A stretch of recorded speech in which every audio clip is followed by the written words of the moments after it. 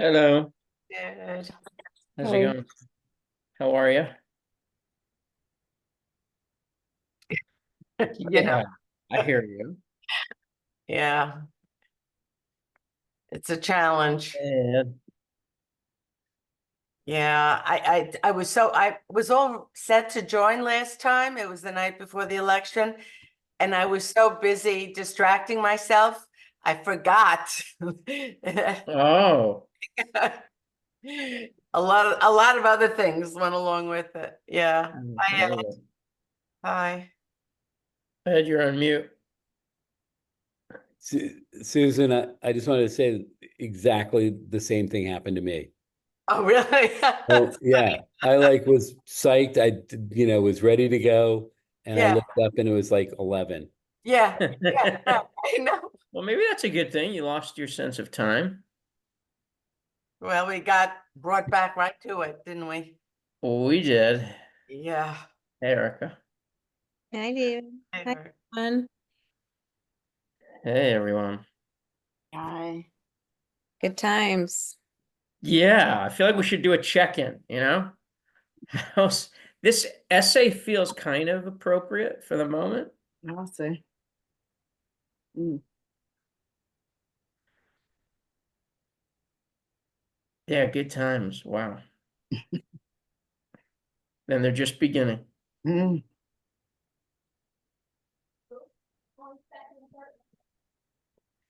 Well,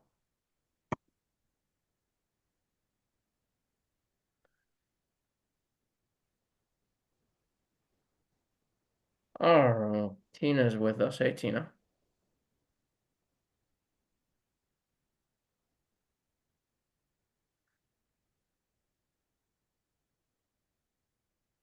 All right, should we jump into it? Okay, Jessica's nodding, so let's go. Well, I wanted to well, two things. One is I wanted to I was curious as to how many of you had a chance to read this essay? How much home does a person need? Um, I yeah. think it to be like there's something incredibly profound about it. Uh, So just a little bit about Jean-Marie, and I don't know how many of you the I have the book, but I found that copy online that went around, and he the essay that appears in this book at the Mind's Limit right before the essay on home is an essay called Torture. Um and and it's interesting. He chose the sequence of these essays. And I thought maybe we could read the last paragraph of the essay called Torture, which is actually on your Xerox copy, if some of you have it. Um, because he makes the connection between torture and home, and then he embarks on this essay on home. So I thought that was a good transition point. And then the other thing just to say about Jean-Marie biographically, and I'm not a Jean-Marie expert, but he's Austrian. He was Austrian. His father was Jewish. His mother was not. He was raised to be a Catholic boy in Austria. And then I guess when the Nuremberg laws passed in 1935, he started to realize like shit, this might implicate himself. And then when the Germans marched into Vienna and the rest of Austria, basically unobstructed, um, then it was clear he had to flee. Um, and he went between, like, I think Belgium and France. He was part of the resistance. And eventually he was captured by the Germans. He was tortured, and eventually, hey Joni, um, eventually ended up in Auschwitz.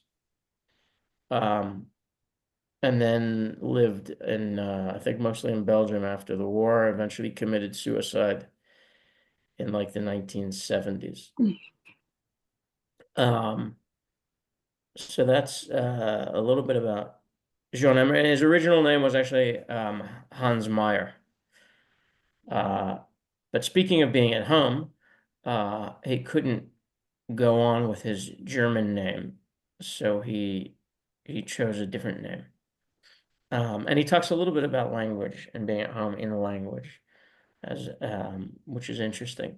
But I thought maybe first I'm going to read the paragraph right before, and then I'm curious to hear what people's reactions to the essay, and maybe we can talk about that. And then I've got a few passages that we could linger on, but I'm curious the initial reactions. But first, bottom of page 40, for those of you who can access it, whoever has succumbed to torture can no longer feel at home in the world. I also think about this stuff because I'm so aware of how much torture is like a phenomenon perpetrated by so many actors all over the world. And I don't, yeah, it's very hard to reconcile everyday life with that knowledge that torture goes on. And it's propagated by governments that are all, in theory, our governments. So whoever has succumbed to torture can no longer feel at home in the world. The shame of destruction cannot be erased. Trust in the world, which already collapsed in part at the first blow, but in the end, under torture, fully will not be regained. That one's fellow man was experienced as the anti-man remains in the tortured person as accumulated horror. It blocks the view into a world in which the principle of hope rules. One who was martyred is a defenseless prisoner of fear. It is fear that henceforth reigns over him. Fear and also what is called resentments. They remain and have scarcely a chance to concentrate into a seething, purifying thirst for revenge. So that's how he ends his essay on torture. But there's like this this question, we looked at Arendt a couple of weeks ago at the very end about and this is in her work in her report on Eichmann, how to continue to orient oneself to the world such that it remains habitable. And here is Amaury talking about the conditions under which it is or is not habitable, which seems like an apt theme at this moment. So I'm curious, for those of you who had a chance to read it, or if there are any initial thoughts or reactions. And then I've got some passages that we might look at.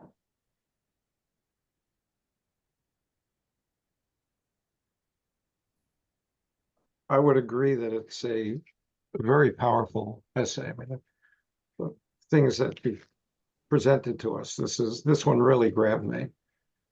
One thing that stood out on a sort of an intellectual plane was that at some point he says that I have to be specific about the particular condition of those who fled from the Nazis at this point in time in this place. And I thought that was it struck me in a couple of ways. One is that I had just finished reading Pachinko, the fairly popular novel about Koreans who lived in Japan. It's a four-family saga from the 1930s to the 1980s.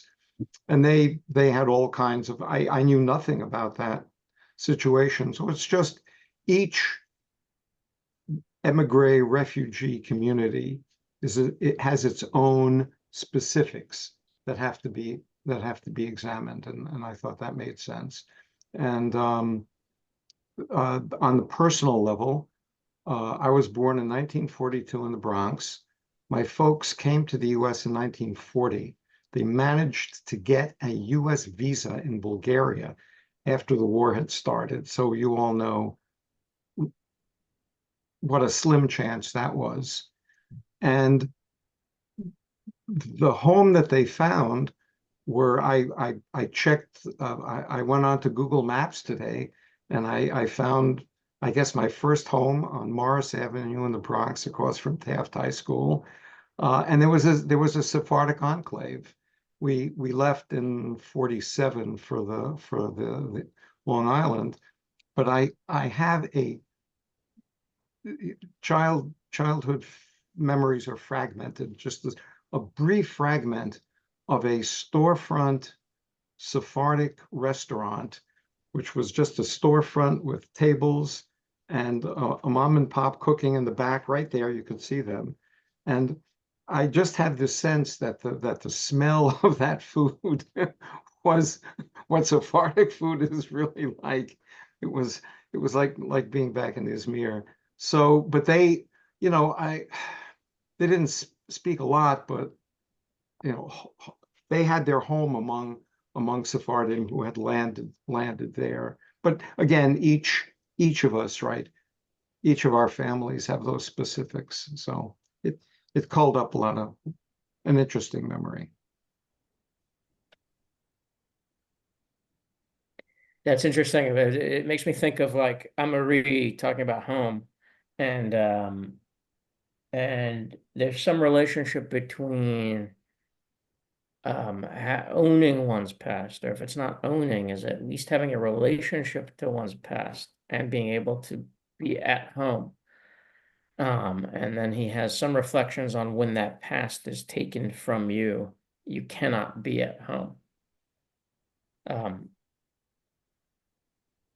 Right, so he felt at home in the German language at one point. He felt at home in Austria and Austro-German culture. And then he came to understand that he was actually never at home, which is also an interesting reflection. And how it can shift and suggest also that we can have the illusion of being at home, but not really be at home. One thing that struck me, and this is following up on Marvin, is the distinction that he drew between the Germans that were forced into exile and the Jewish Germans that were forced into exile. And he said that,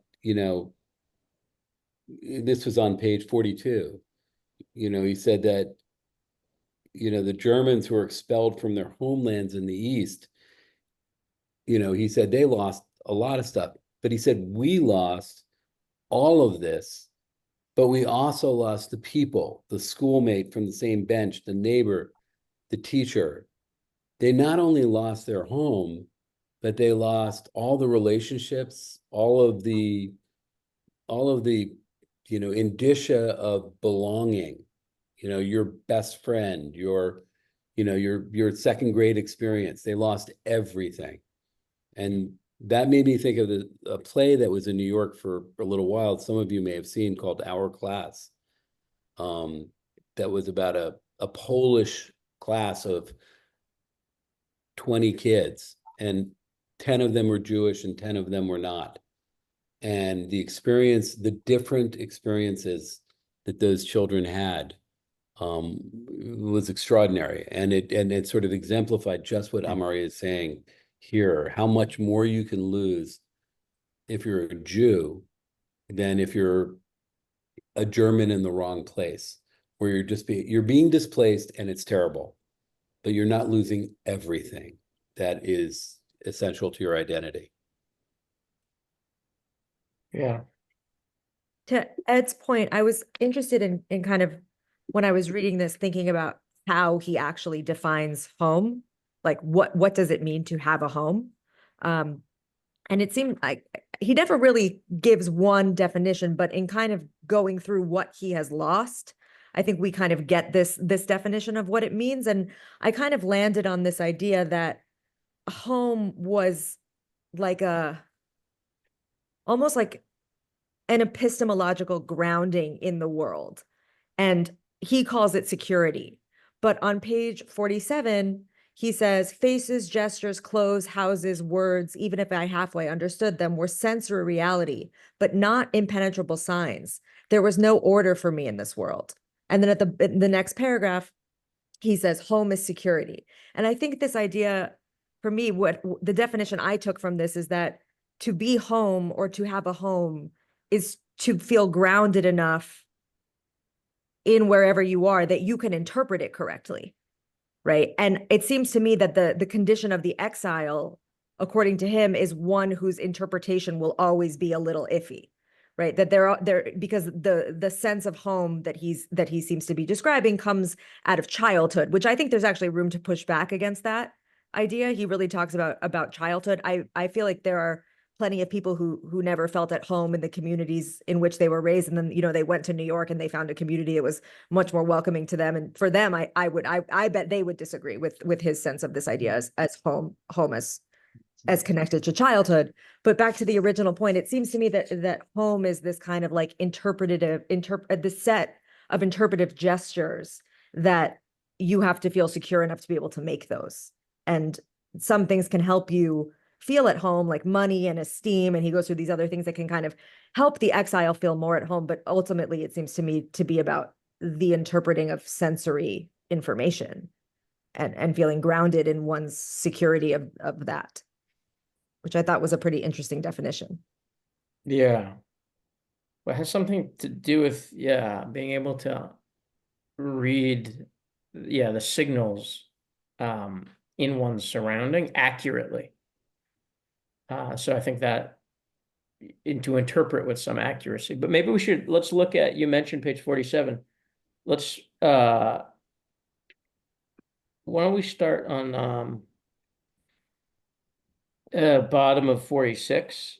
Maybe Kayla, you want to read it? The second to last paragraph. One must have a home in order not to need it. Yep, I have that highlighted. Can One you- must have a home in order not to need it, just as in thinking, one must have mastery of the field of former logic in order to proceed beyond it to more fertile regions of the mind.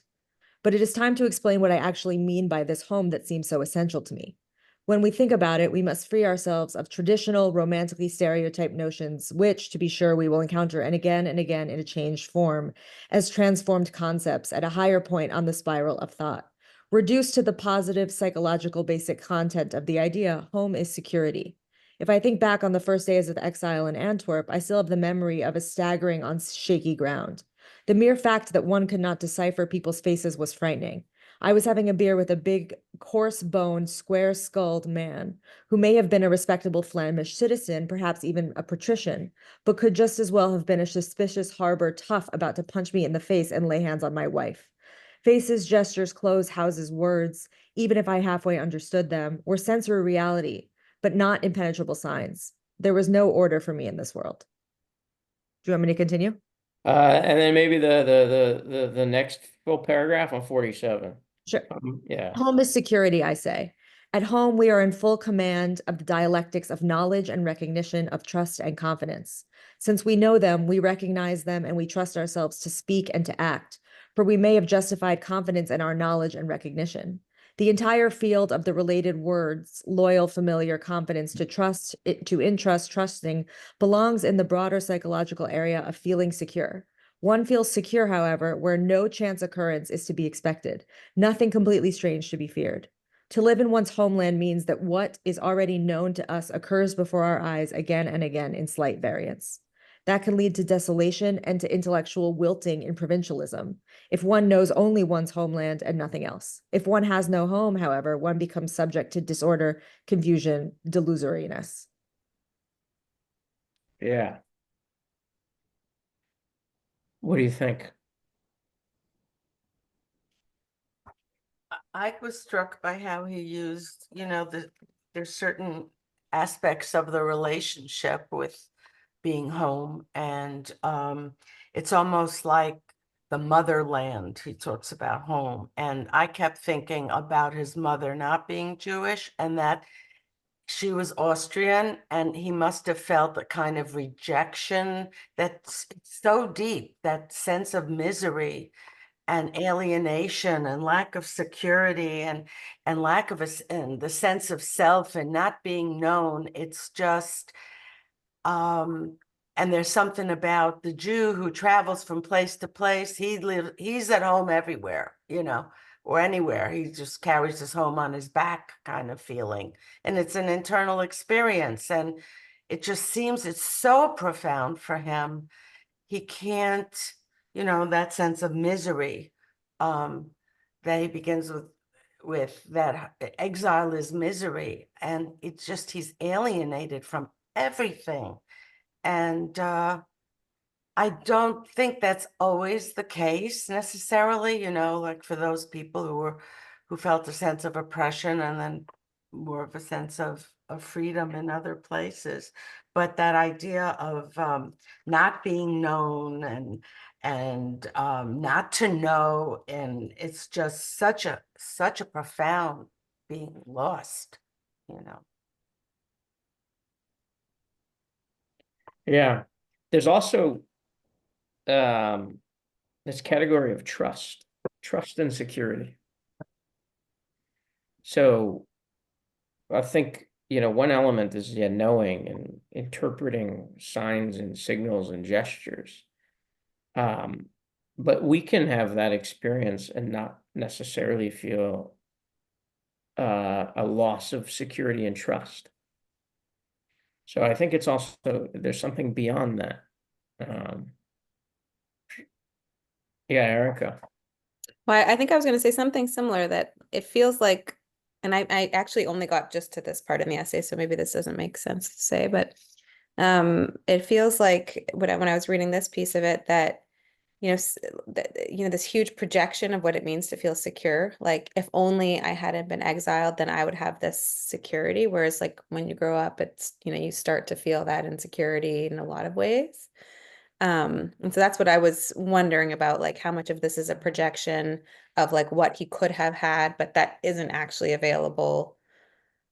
It's a, you know, that full security, the way he talks about it makes me think that there's kind of something else, a little bit to your point, Susan, like there's something else going on, or something else that you're wanting that you think exile caused. I mean, like maybe if we had read the torture piece, or thinking about what torture has done to his sense of security.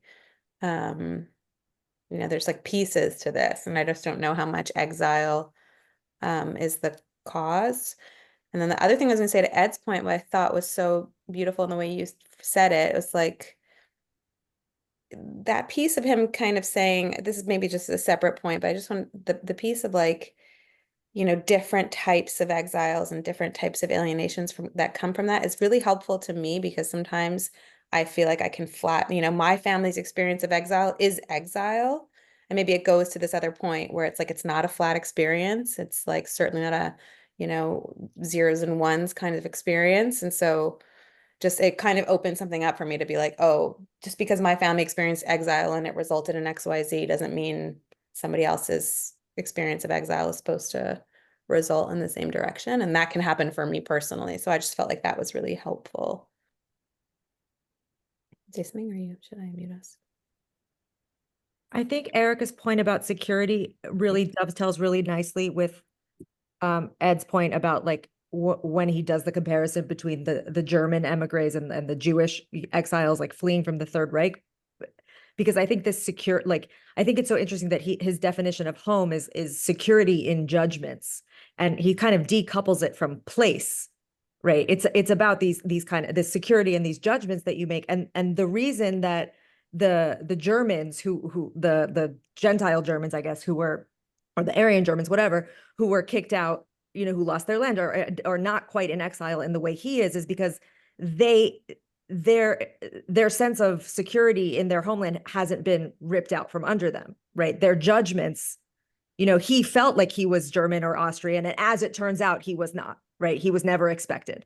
He was never accepted there. Whereas the Germans, they don't have this kind of like hermeneutical like rupture, right? Because for them, they might not literally be in the same land, but their judgments hold, right? And on 50, he says, the German refugee from the East knows that a foreign power has taken his land from him. The cultural emigre who was living in safety believed that he was still spinning a thread of destiny of a German nation that was overwhelmed only temporarily and likewise by a foreign power, National Socialism. We, however, had not lost our country, but had to realize that it had never been ours. And I think that's why he can't go back home, right? There is no home to go back to because there is no time before he can't unknow that he had actually never been welcome there. Whereas the emigres who aren't Jewish, they are exiled from the land, but they're not exiled from the security of their judgments about what they thought was true. What was true is still true for them. And for him, true is no longer what true was. And I think that's why his exile is so different in kind than other kinds of exile. It's like retroactively taking the rug out from under him, kind of. His whole identity. Yeah. Which also calls into question, because he references some sense that he once knew what it felt to be secure and at home and in control of his hermeneutic environment. But then retroactively he says, no, actually it never was ours. So this, yeah, Ed, you're going to come in, but this feeling of home, because it's an interesting essay because it's at once, I think, psychological and philosophical. But it's, on the one hand, he's expounding this idea of home, but at the same time telling us that whatever sense of home he once had was actually false consciousness. Yeah. I mean, this passage killed me on 47. You know, my note was like, there's no connection between the words and the meaning. And it made me think of the Said lecture, essay, you know, because that's like exile. He's not where he's from. He's in a different place and he's looking back to where he was. And this passage where he's talking about running into this respectable Flemish citizen and hearing all this thing, it made me think that he suddenly realized that his life in his homeland where he grew up was completely, you know, he was in exile there, and he never knew it. He never knew it until, you know, Hitler came to power and the laws changed, and suddenly he was you know, he had no rights. He had no existence. And it kind of like completely stripped away from him everything that he had been. Like he was a foreigner, like he was living in a different country. I found that very moving. It may not be proper to go outside of the text, but I did read the Wikipedia entry on his life. And there's something very curious that occurs to me now. I didn't make a note of this. He grew up with a Catholic mother. He said later in his life he became a staunch supporter of the state of Israel, although I think the entry said he knew nothing about the Israeli culture and had only visited once. What he said was that I know I'm Jewish because of the tattoo on my arm. So he had the Auschwitz tattoo. And I'm wondering what, as a budding intellectual, I mean, he grows up in Europe at a time of, you know, this post-World War I cauldron that includes a lot of anti-Semitism. So he must have a notion of, as an outsider, sort of quasi-outsider, of what it must be like to be a Jew, even though, you know, there's nothing Jewish about his life. But he says that he reads the Nuremberg laws and immediately sees it's a death sentence. What an intellectual leap. So I guess what I'm getting at is that I'm not sure that, I mean, it's a very powerful essay. I'm not sure how much, I don't want to say it's a facade. I don't want to say it's false, but it's an intellectual creation from somebody who doesn't have any Jewish grounding other than the fact that his father was Jewish. So I'm just saying there's a mystery there. I'm sure that if one delved more into his biography, there would be something interesting to take out of it. But I just pose that as a question. I'd like to dovetail onto that because I've been sitting here struggling with something I didn't know until this, you know, from just reading the essay, which is that he committed suicide. And for some reason, that felt like a big fact to assimilate. And of course, it reminded me of Primo Levi, another inmate of Auschwitz who committed suicide. And early in my career as a therapist, I worked with an elderly refugee who actually committed suicide. It's the only patient I've ever had. It was like my first experience working with a patient in an agency who also committed suicide. I think he was from Berlin, I believe. So I'm struggling to get encompass the fact that this is somebody that committed suicide and who writes so beautifully and so poignantly and with such deep feeling. My interest in this workshop, I think, this discussion group, this Chevra, really was my struggle about what it means to be Jewish post October 7th and my discomfort with what is going on in the way that the Israeli IDF and government have responded to the Palestinians. And now in Lebanon, it's been really painful for me to see that because the experience of the Palestinians really evokes for me the experience of the Jews. They keep saying, doesn't anybody care about us? These bombs are dropping on us. Our families are being destroyed. And that really resonates with me for the experience. Well, you actually, Bulgaria was one country that didn't give up their Jews, and your parents managed to get a visa out. So, there were islands of humanity and care. But my experience of reading this is he's saying it's really important to have a home. And I think when I was here last time, I was kind of ready to embrace my identity as a diaspora Jew, as a non-Zionist Jew. But he seems to feel like you need a country to feel safe. You need a sense of, and I think that, George Steiner and Hannah Arendt certainly didn't feel that way. And of course, Edward Said is on the other side of that. He's been displaced and exiled because the Jews, removed his country from him.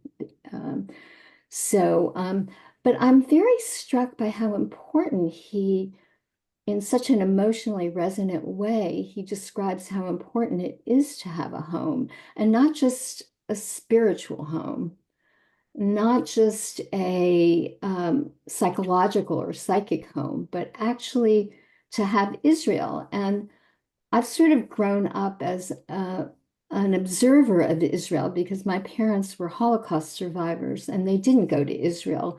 They went to Canada and then came to New York. But I've, watched, and in some ways, Holocaust survivors and their children and their children's children have done better psychologically and socially and in terms of their adjustment in Israel than they have in the United States, where and in Canada and probably Australia as well, which is the other place my parents could have gone. So there's something that has happened in Israel that is very, very important and very healing, but there's also some things that have happened in Israel, what we're seeing now, that is very, very difficult. And I really appreciated this essay and his kind of very deep expression of the need for an actual home, actual country. And it's really challenged my wish to embrace being a diaspora Jew. But it's also very painful that he ended his own life. So, yeah. Yeah, wow. Thank you, Gloria. I feel like you said a lot there. And in some sense, what you're giving expression to is the impossibility of the situation that he gives expression to. So, and so you're caught in this paradox at once being Zionist and anti-Zionist, at wanting to say, no, you're at home as the cosmopolitan humanist, but also saying, no, you actually need a physical homeland. It's not just about this highfalutin Yeah, cosmopolitan ideal. You need a place where you can feel safe in the most basic way. yeah, yeah, Uh, and then which in some sense is what Israel represents for the Jewish people. And now of course we're watching how Israel's destroying any sense of home for the Palestinians. and for Israelis too. Yes, and for Israelis too. Yeah. Yeah. I mean, a lot of this, I have a consultant in Israel I talk with regularly because Israel has an incredible psychoanalytic community, just incredible. And she said to me, I don't think when my husband and I die, I think our children will leave, because my daughter has two boys. She doesn't want them in the army. And a lot of people are talking like that in Israel about leaving. And, that will leave Israel that will leave an Israel that is dominated by, I don't know, the right-wing settlers. I don't know if that's too glib Yeah. to put it that way. Yeah. I mean, we don't know, but we're looking at that possibility. Yeah, then that's Yeah. just a It's a Yeah. lot of a lot of people of a certain type are leaving. It's not that everyone is leaving.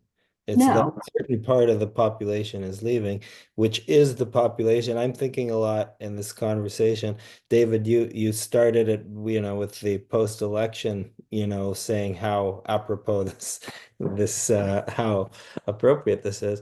I'm thinking of my brother's family, for example, in Israel, who are, uh, coming to terms with the fact that, Ameri describes like, these natural, right? Home is knowing. Home is knowing the right way to behave. Home is knowing who you're talking to and what they think. Home is like really feeling comfortable and therefore trusting in this way, which I don't even think he means trust. I think he means knowing.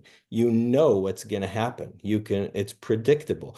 And suddenly, as it turns out, that's not exactly the case with most of the huge numbers, like for us, for sure, here in a way, but in Israel, it's a more acute situation that the people that you thought were of one type are suddenly not. And so that sense that Ameri comes up with of I was wrong all along. I never was one of the people here.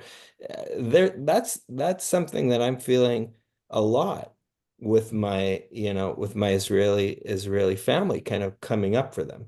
And yet I also kind of feel and for me for sure, right? For me for sure, I to this day, 20 years into Netanyahu, I think I've met one Netanyahu supporter. Like I don't know who these people are, right? And yet the whole country is like filled with them.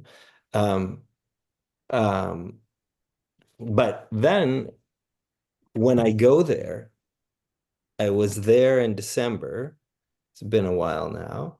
I go there, and all of these feelings that out here are so clear and so distant and so alienated, over there they kind of wash away because you're talking the language and you're speaking in the same way that you spoke to all these people, and they all kind of look the same. And it's the familiarity of the land itself, of the way, that has not disappeared at all.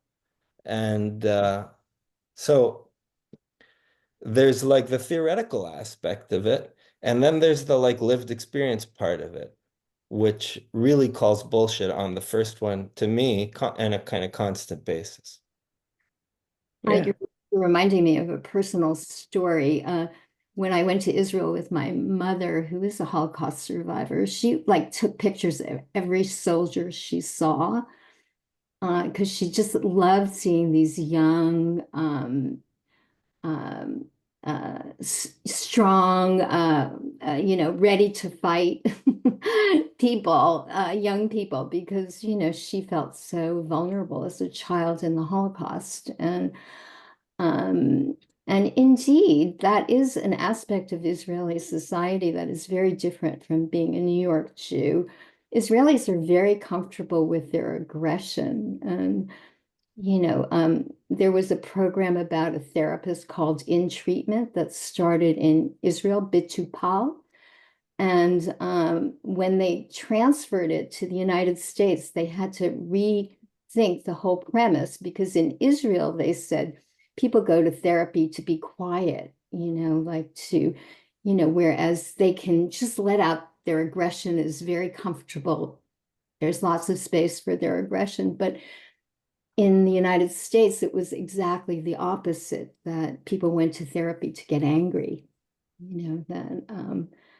or at least that's what the people who were putting together, that's an oversimplification, but I think it has some, sort of cultural perception to it. So, and being comfortable with your aggression is part of being at home, I think, you can let your hair down and One thing I was going to say, I don't know if you're, can I, yeah.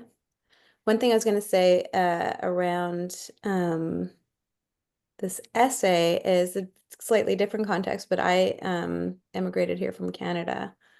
And one way that I felt, I mean, like he talks about all this homesickness. I felt so homesick at the beginning. But the other thing that's kind of interesting around the security piece is like the difference of feeling entitled to be part of society, which I felt in Canada, and entitled to, I had this idea that I would be a judge and I was going to, do all this kind of stuff. And when I moved here, it was like 100% clear I could never be a judge, even though that's not true. But it was like, of course not. In my mind, like I'm just an observer here. I'm just I have a different type of responsibility, opportunity, but like even the responsibility and opportunity is not so interesting to me as much as like the difference between from the in and being, or from like an observer status. And I think it took me a really long time. It actually took the trauma of the pandemic and living through the pandemic here to really root myself. And all my kids and all this kind of stuff, and time, of course. But it was interesting to see that like the inside outside kind of switch. But I'll pass back to you, David. No, that's really interesting. Just a couple things. Well, many more than a couple things. Thought maybe with a couple passages I want to look at. Marvin was previously questioning what kind of Jew, or what it meant that Amory is Jewish, was Jewish. I don't have the answer, but he has an essay in this volume called "On the Necessity and Impossibility of Being a Jew," and I thought maybe like there's a passage or two in there we could look at. And then I wanted to go back to, yeah, well, Misha was saying how he had the experience of being in Israel, in a sense, calls bullshit on all the other stuff going on in his head when he thinks he's got clarity, intellectual clarity, when he's a few thousand miles away from it. And it reminded me a little bit of Amory in this essay, kind of mocking the cosmopolitan elite who, hang out in the Côte d'Azur drinking their martinis as citizens of the world, but how superficial that is. And there's yeah, there's like a depth and a realness. And again, it's like a psychological thing. It's not actually philosophical and intellectual that trumps everything else. in a sense. And it's like, and it's in that vein, perhaps, I'm not sure, that he says like everybody has to have a homeland. But the homeland is not just aspirational next year in Jerusalem, it's like physical in the here and now. I'd like to say Um, something in relation to And then that. just one other thing, because Erica was talking about the time. And he's also got an essay in here called Resentment. And one of his struggles was that the pain and the horror and the wounds from his experience in Auschwitz and before Auschwitz did not heal at all with time. And so issued in the form of resentment. But he thinks like, but he says something to the effect of, but what's wrong with being resentful? Like, fuck this cheery idea that like, oh, time heals everything. And so I get cast out as filled with ressentiment. Like, fuck you, I'm not going to be zombified. This is as real today as it was 30 years ago. Yes, Susan. Sorry. Yeah, I just want to speak to a couple of things that Gloria brought up, and also in general, because my parents, like hers, were survivors, but my parents went to Israel. My father was a soldier in the War of Independence, and for him, Israel meant dignity above anything else. You know, after the what he would consider the humiliation of torture, and I don't know how he would respond to what was going on today, what is going on today, and the dehumanization that Israelis are now enacting, I think would have, I don't know how he could have put that together with what it meant to him. And I don't, that it was such a critical part of it for him, and enabled him to move on in life, not to forgive necessarily, and to have the, what I once, what we have talked about in Shavuot about an attitude of defiance. Fuck the Nazis, I'm not going to have a good life. And he did. And which is different. It was a deep pain. He never, ever, I know, the pain of of his early experience, but I would say there was a lot of healing that did take place over the course of his life. And that sense of self and the humiliation of being in Jean Amery's experience, that is, the certain kind of pain and torture that just speaks out in so many different ways. But I just want to present. Also, interestingly, quickly, I want to say that last week I had dinner with my cousin, who is she's a 28-year-old woman, major in the intelligence unit of the Army. And she was here with a delegation of 60 members of the Israeli armed forces. Why? Because they feel they need to address their relationship with the diaspora. And so they were at Columbia University, they were talking, but it was so ironic that we're studying the diaspora here, and there's this delegation of 60 young soldiers doing PR, I'm just saying that's going on too now. That's all. Yeah. There's a lot going on. There's a book that came out a few years ago by an Israeli political scientist. I think it's something like, they called something like the Israeli Century, but he talks about the Israelification of Judaism, so that Israel has become absolutely core and indispensable to what Judaism is today. It's an interesting thesis, and I don't know what happens to that thesis post October 7. But I want to take us to a couple passages. One is from this essay, because this question has came up, what is his relationship to Judaism? What does it mean to be a Jew, which is part of, for him at least, which is connected to diaspora and exile and home. Can I just say one really quick thing Yeah, about Kayla. it's going to keep me up at night if I don't. Yes. So I have family that are survivors, and some came to New York, some moved to Israel. But I just think like the idea of this, what he talks about when he realizes like he can't unknow what he knows, and therefore he can never return home. Just speaking personally, like I went to Hebrew school and I was told that the founding of Israel was this glorious, perfect thing. And it was, the Jews were unsafe. And then in 1948, we got Israel and the Jews were safe and everyone was happy. And then when I was 18, I started looking into it, and, that's one story. And, I'm glad that my family had a place to go, and I'm glad that everyone's family had a place to go. And, I certainly don't feel qualified to say Israel should or should not exist. That's not what I'm trying to say.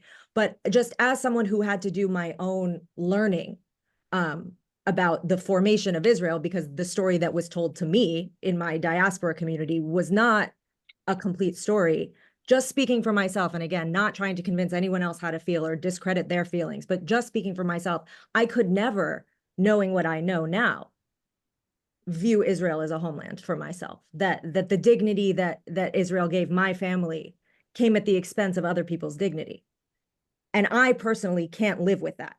And can't be, and like the hermeneutical injustice that I feel was done to me as a student at my Reform Hebrew school, to me, I actually feel much more closer to what Amory is talking about when he says, like, I can never go back because Austria is not what I thought it was. Well, for me, Israel's not what I thought it was. And so I'm sorry to like talk so much in this class, but I just felt like if I didn't say that, the idea Like the that, country. But I'd like to Kayla, jump but on Kayla, your- knowing what I know about the United States, I was born here, big distinction in my family. Can this be my homeland? And well, I know a lot about I the mean, United States. I mean, I was born here too, and like am the recipient of like the genocide of the Native Americans, but I wouldn't. Do we want to go to Denmark? I mean, But it's different to be born somewhere and to emigrate somewhere, right? To live where you were born is just fate, I guess, or whatever you want to call it. But to move somewhere and say this place is for me is for me something I wouldn't do, and I definitely am not trying to tell other people how to feel about it. Just I speaking for have myself. so many feelings, and I don't want to interrupt because I know, David, you want to get to this material. But I mean, I have so many feelings about this article that I didn't even read just by listening to it because I didn't somehow get the article. Don't ask. And I just like, I felt that way. How I have felt about the United States all my life, that this was not my home. I certainly didn't feel that Israel was my home because a lot of things that Israel is grounded in. I mean, diaspora started a long time ago. And so if we're talking basing an entire cultural entity upon unconfirmed prehistory and taking our rationale for the creation of a Jewish homeland from unproved biblical sources. I mean, I hope I'm not offending anybody, but it's very hard for me to grasp the whole concept of Eretz Israel. And, I mean, I do feel that the Jews deserved a homeland after what they went through after, during the Holocaust. Absolutely.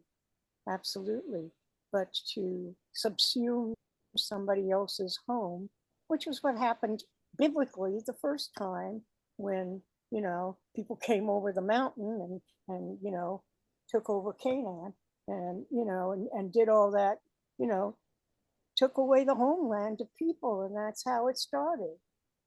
So then I think about America and my despair about this country, same thing. I mean, history is old always a question of victors and the defeated, and lands being taken over and other populations being repressed. And that's not a very pretty picture. And I don't like to be on either side of that equation. This is my personal despair, which makes me feel homeless. And the only thing I can think is that I'm living in the world. And okay, I just wanted to put that point forth. Yeah, thank you for that, Joni. Yeah, and it's interesting. Yeah, one of the animating forces behind this country's lurch, I think, towards a type of authoritarianism is a desire to return to some conception of home, however like crazy it might be. But there's a politics of eternity playing out, and like, let's go back to something, make it great again. So I wanted us add a couple things, and I'm mindful of time. Why don't we jump to the very end of this essay? So if somebody could read the very last paragraph, so it starts on page 60. And then I wanted to, and actually before we do that, let's go to, let me read something. Marie on what it means to be a Jew.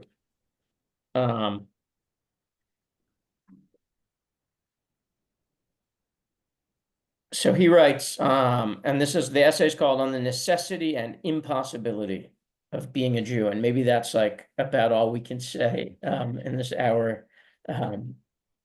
But he says, the existence or the disappearance of the Jewish people as an ethnic religious community does not excite me.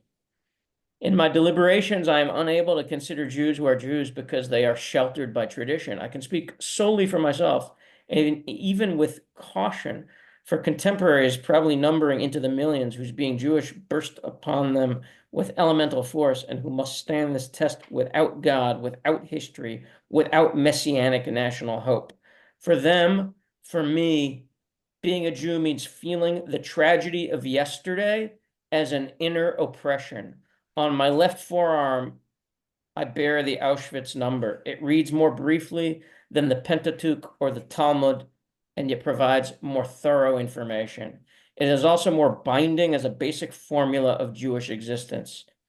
If to myself and the world, including the religious and nationally minded Jews who do not regard me as one of their own, I say I am a Jew, then I mean by that those realities and possibilities that are summed up in the Auschwitz number. I think there's a lot going on in there.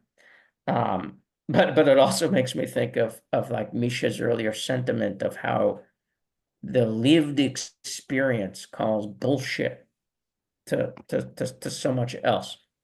And it overwhelms whatever formulas and taxonomy that we might come up with. And then if somebody wants to jump in and read the very last paragraph, starting on the bottom of page I ask- 60. Before we do that, can I ask you a question? Yes, Gloria. Do you think Israel is a repudiation to that paragraph you just read? That, a Jew is not defined by a tattoo on their arm.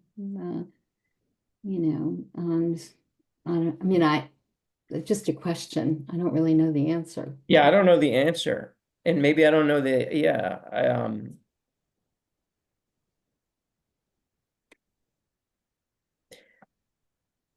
Okay, yeah.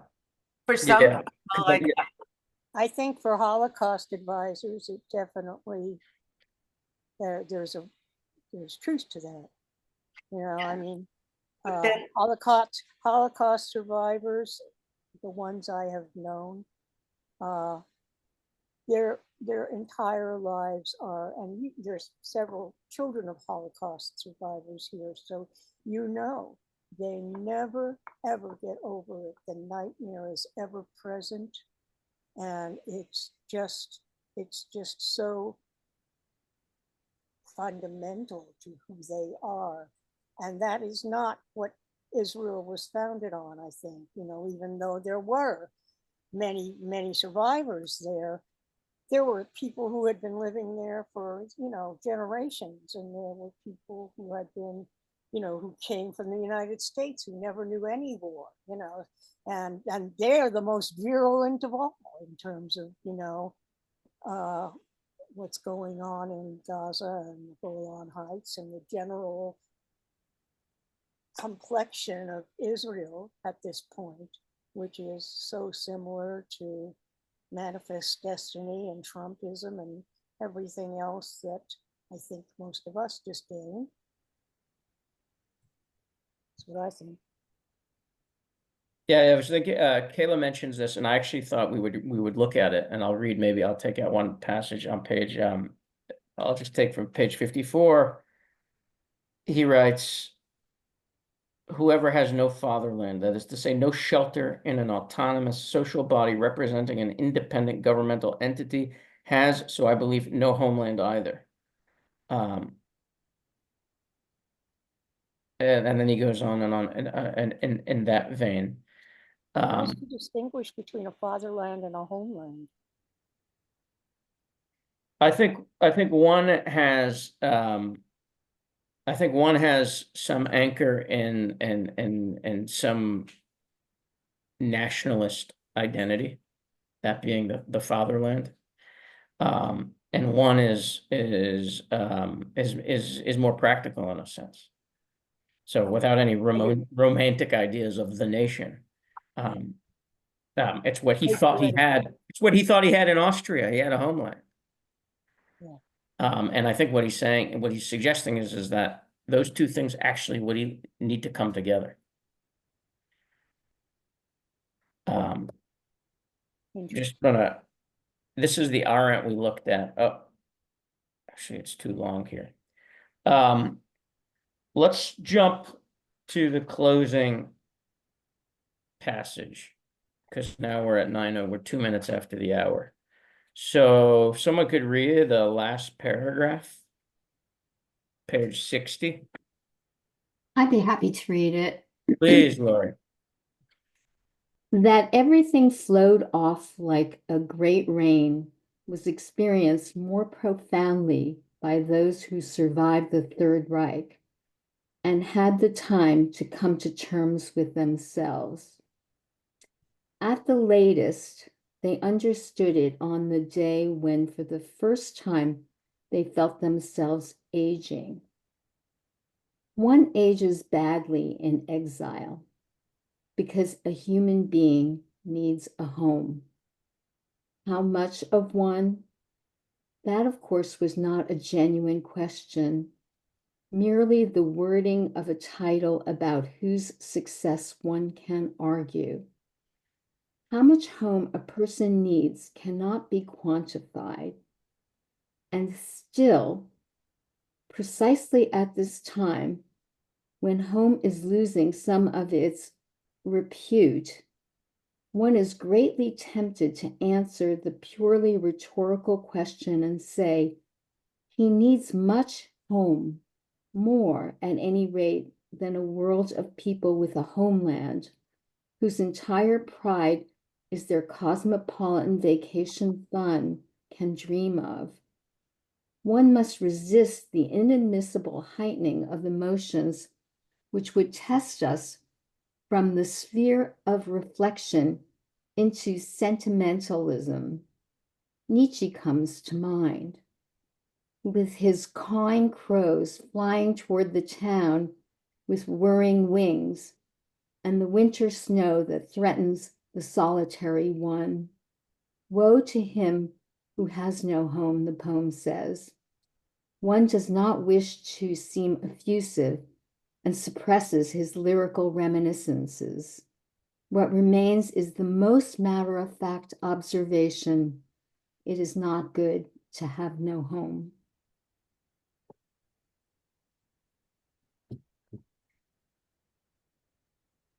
So it is not good to have no home. That's which is in a sense all he can really say. Which is, I think, a good segue into Arendt, who we're going to check out in a couple weeks. Because in a sense, Arendt's starting position is first you have to have a home.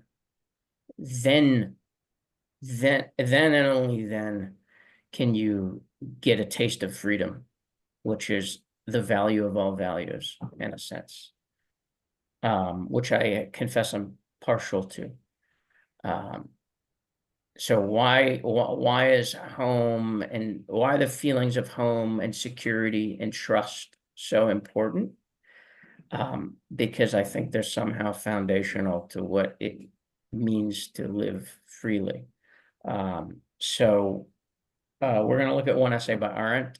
It's not an easy one, and I will try to actually tease out some excerpts from that for folks to focus on, hopefully in the next few days. Are you talking if about there's- the one on freedom, right? Yeah, it's called What is Freedom? And there's a little bit of discussion about home in that essay. And you might find it in a sort of disparaging way. But yeah, that's the essay. What is freedom? And I think particularly important right now, given what's going on in the world and in this country and in other countries, which raises the questions of home and freedom and if either of those are available to us.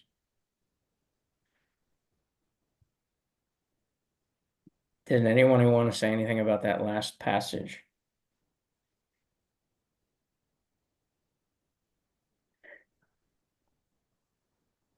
Ed, are you saying something?